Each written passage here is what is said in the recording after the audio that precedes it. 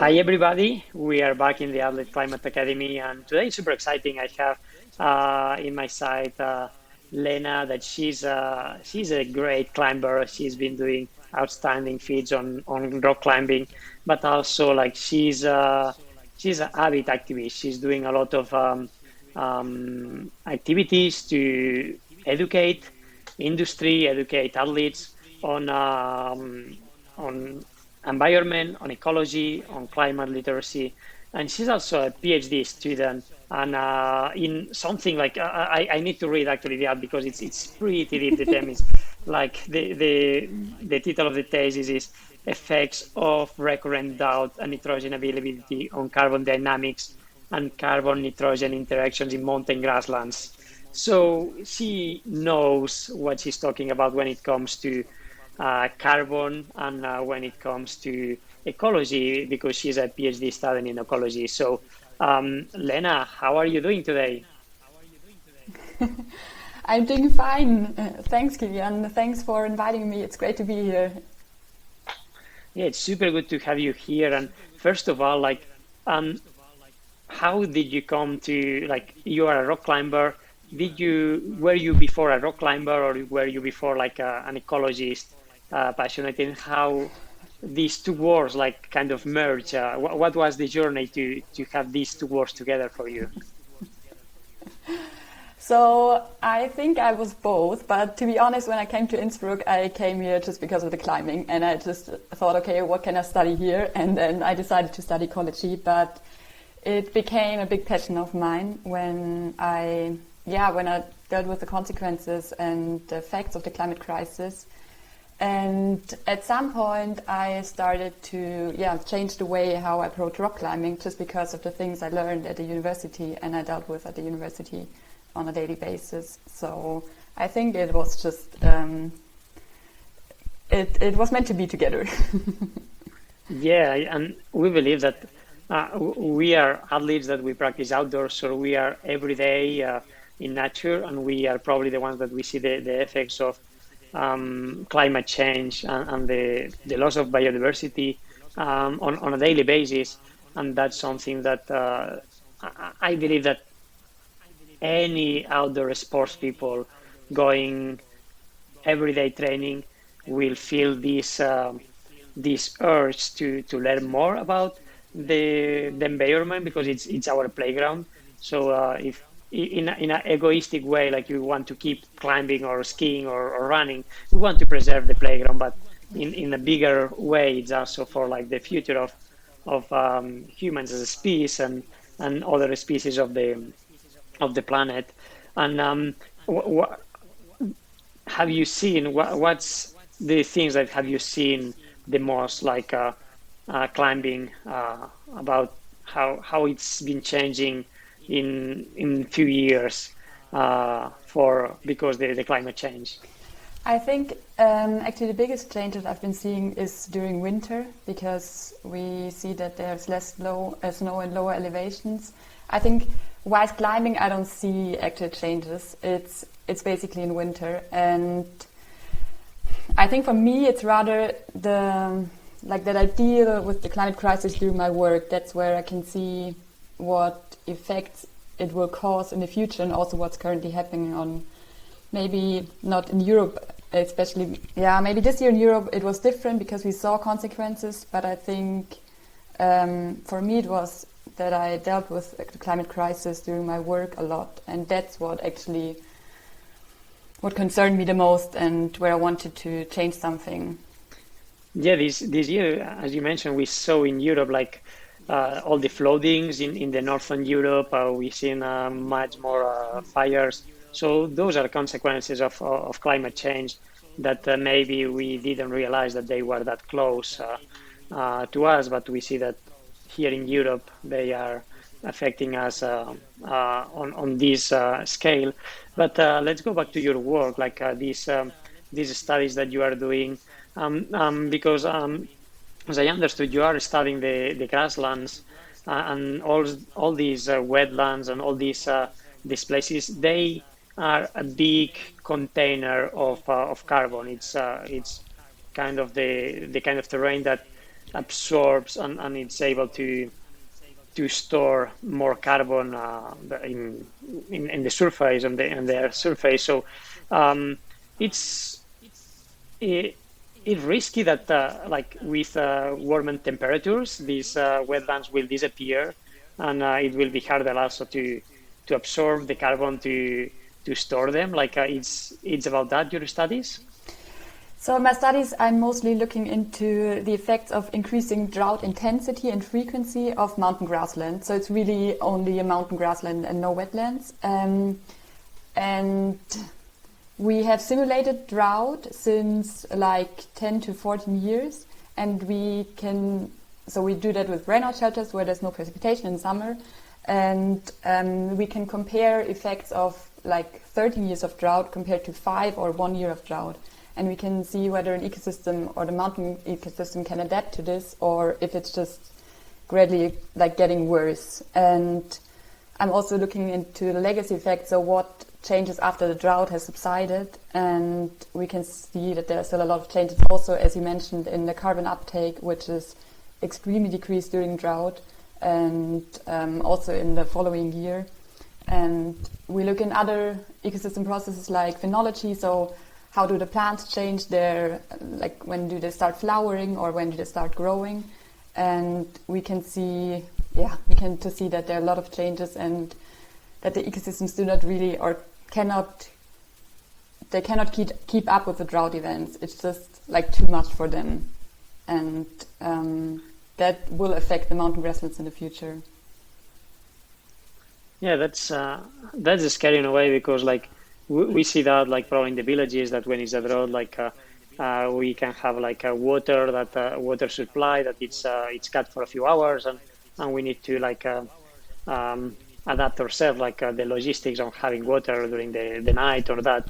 But when it comes to the lands, as you mentioned, it's not that they can adapt this quick. They probably need dozens, if not like hundreds of years to adapt to a change of temperature and drought. So they, you mentioned that the carbon that they can take, but also like how it's changing the ecosystems, and it's in a speed that it's faster than they are able to adapt. So that means that uh, maybe most of these ecosystems that you are studying in the Alps, they will suffer they will suffer to maintain, or that they risk to disappear in the following years if we don't take like real action to fight climate change.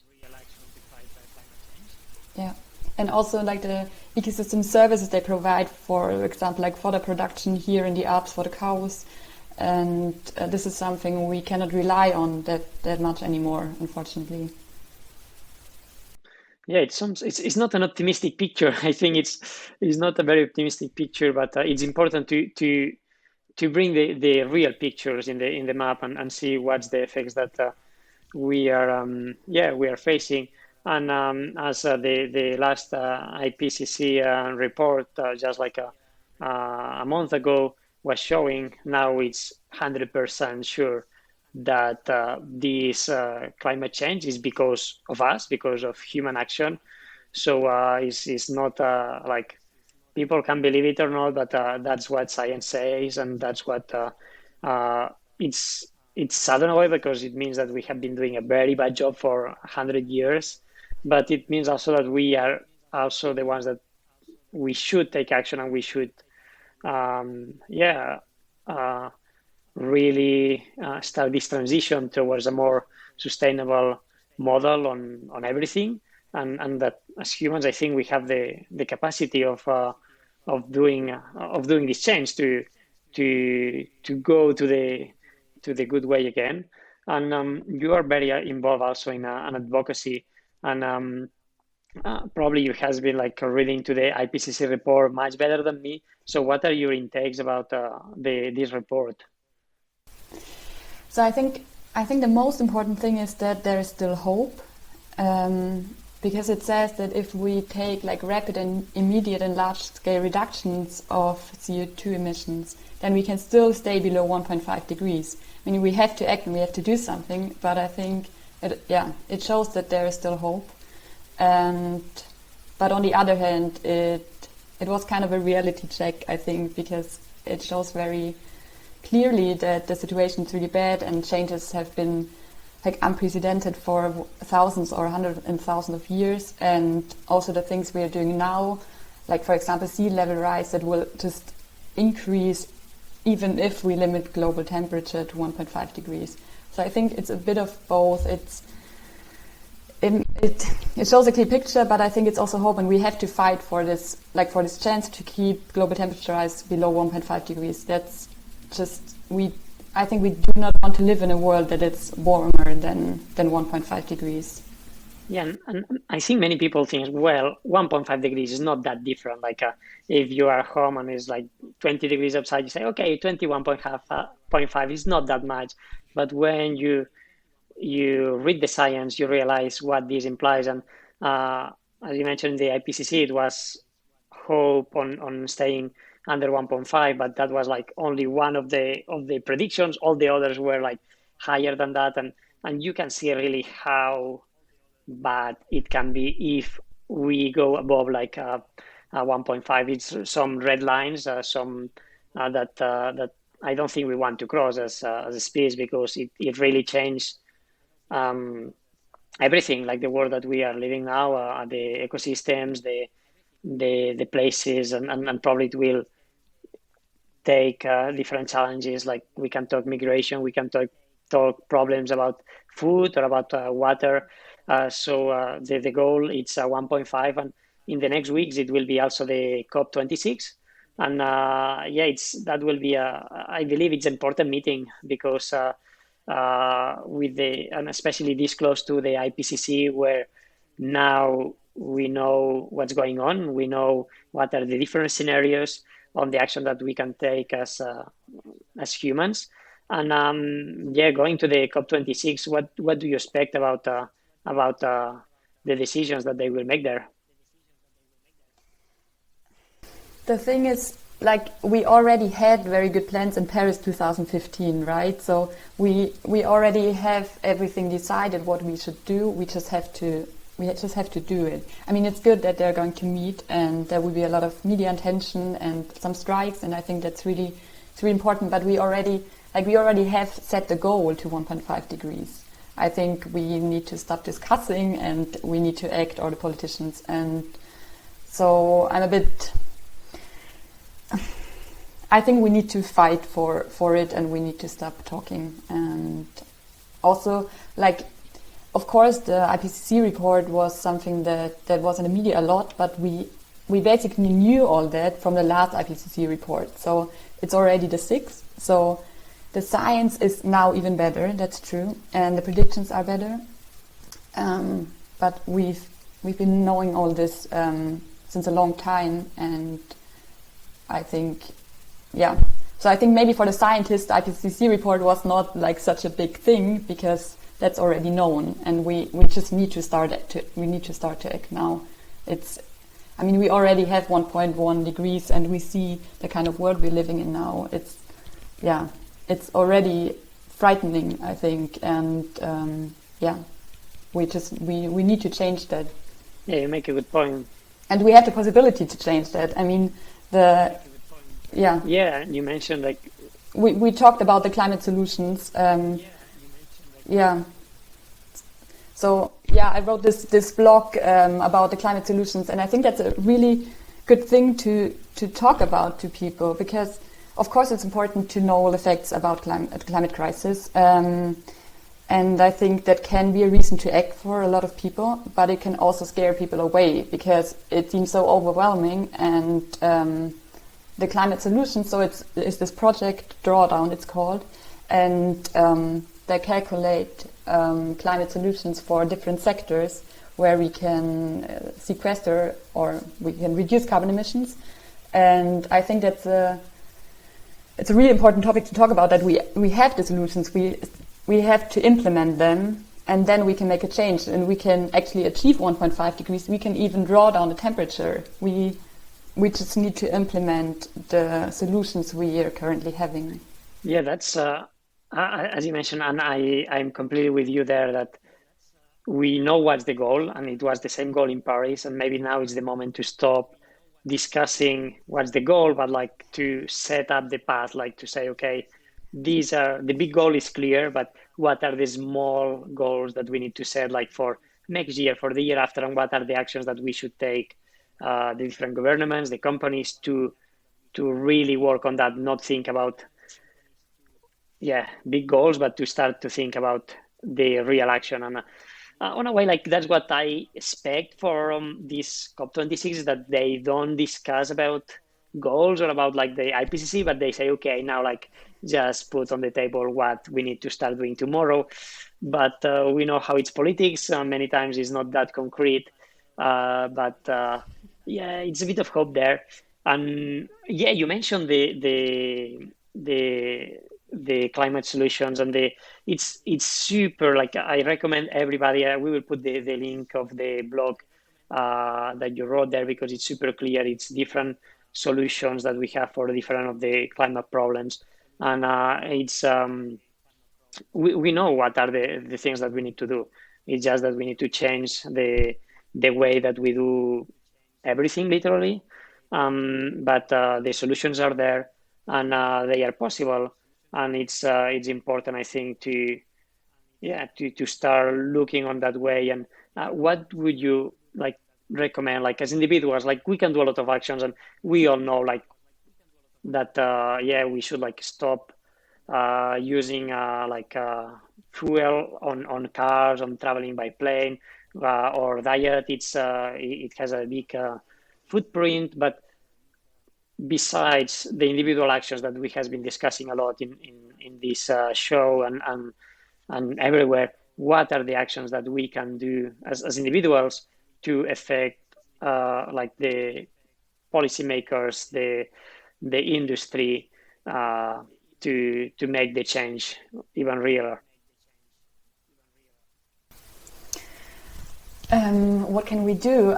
I think the one important thing is to talk about it with as many people as possible, so people get informed and people start to act. And I think, knowledge about the climate crisis is a prerequisite for climate action for all of us.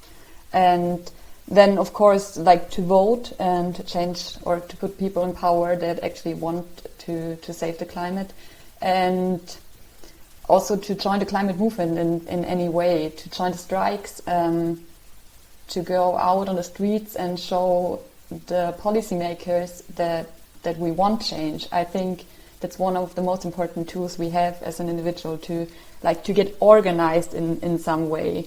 So join the Fridays for Future movement, or I'm, for example, with Scientists for Future, because I'm a scientist and I think that's a good fit. But there are so many organizations out there that make an immediate impact, for food sharing, for example, where you can distribute food differently. So I think it's important to change individual things, as you said, like how you get around and what you eat, but also to get organized and to show how it can be done better, or how to tell people what's actually happening, what's going on. Because I don't know, maybe it's naive to think that, but I'm sure that if everyone would know what's going on, it would be different.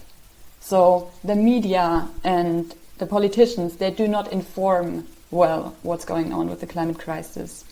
And I'm convinced if everyone would know, then everyone would want to act. Especially us, like in the northern, like from the global north, we're quite privileged. We have enough to eat, we have a house, we have a job, most of us, so we are doing quite well, and we have a high carbon history. So I think there's also the people from the global north have a higher responsibility to take action, in my point of view. That's something that's also been talked about at the COPs, because the countries that have been emitting CO2 for a longer time, they need to do more now, or they have to reduce more now. And I think that's just fair, and that's also for us who can take the car and the plane, and that's like a very small amount of the people globally that can do that. So we are the ones that can change something, not the ones that are struggling with heat waves and droughts that we or our history has caused. Yeah, that's an important point that we need to lead this change because we are able to do it and because we have this privilege. And like, of course, like we cannot demand like societies that they are they are struggling because social issues or because like uh, problems of hunger or like water problems to be leading this change. And I believe that because we have such a system that it's very installed for long, that it's maybe harder to change, that it's more important to do it, where like in some other developing countries they might not have a grid already, so they can start to make a grid with renewable energy instead of like going first to carbon energy and the changing. So we have really the responsibility, the Western countries, to change our model before trying to impose our model to the developing countries.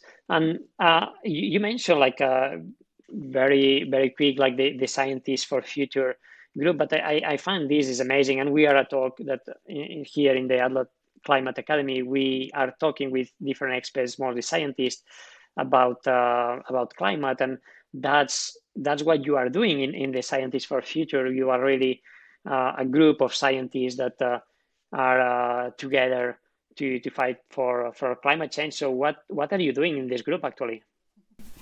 So I'm part of the Scientists for Future Austria, as I'm living in Austria now, and we have different working groups.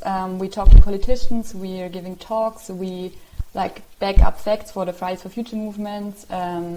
So we have public outreach, so it's a lot of work. But I think it's essential because when the Fridays for Future movement started, there were a lot of concerns about like, okay, the students, they should go to school and that would be better for them, so it's not that bad. And the Scientists for Future movement, like there was a paper out saying that the concerns of the protesters are justified. That came out like 2 years ago. And I think it's just really important to back up their concerns and and also to inform people about the climate crisis. So it's for the public, but also for the politicians. Yeah, and I think that's the good, like, it's the perfect mix because you have the scientists that you know what's going on, you know really what are the effects of that. You have the public because it's with public pressure that the companies and the governments will change. And you also talk to the policymakers, to the governments, which are the ones that can make the change. So just kudos for the work that you are doing there, and we will be following that more in detail. And just to finish, what would you think it will be outdoor sports in the future? Like you as a climber, how you imagine it will change climbing in the next 20, 30 years because of climate, or if we will change our way to climb because we will be more aware about, if we want to be more sustainable as outdoor sports too. So my hope is that we all can still go climbing. I'm sure we will find sustainable solutions for that. I think a lot will change. I think in climbing the main part is mobility. So my hope is that people will not take planes anymore and will take the bike or an electric car, or in the best case the train to go somewhere. And I think mobility is one big part in climbing, and to buy sustainable clothing and to repair things and reuse things. My hope is that climbing will be really different in 10 to 20 years, and then that we can still do it. I think it's important to to not give up on a sport just because of the climate crisis. It's really important, and it's a good way to find sustainable solutions for what we love to do. I think we're all really keen on going outside, and we should not change that. And so my hope is that the eco point, like the term I suggested for climbing something by bike or by train, I think that will be the thing that will the eco point. That will be it. Not anymore red point, but yeah, point. That's a good one. That's a good one. That will be a thing in 10 to 20 years. We should start that not to we will change the status of climbing, not anymore red pointing or on something, but eco pointing roads. Yeah, that's a good one. So that's my hope. That's my hope for climbing. Yeah. So thanks a lot, Lena, for the talk, and I recommend everybody to go to visit Lena's website. She have an amazing blog that she's posting a lot about the different solutions or the different research that she's doing, and it's very educative. It's very for everybody to understand what's going on, to understand what are the solutions, what are the actions that we can take, and how we can mobilize not only as individuals, but also how we can mobilize to make a change onto the policymakers. And just hope everybody to have a good time and to have a lot of eco points on climbing. Thanks for everything, Lena, and hope to meet you soon climbing somewhere. Yeah, would be great. Thanks for having me, Kilian. It was a pleasure.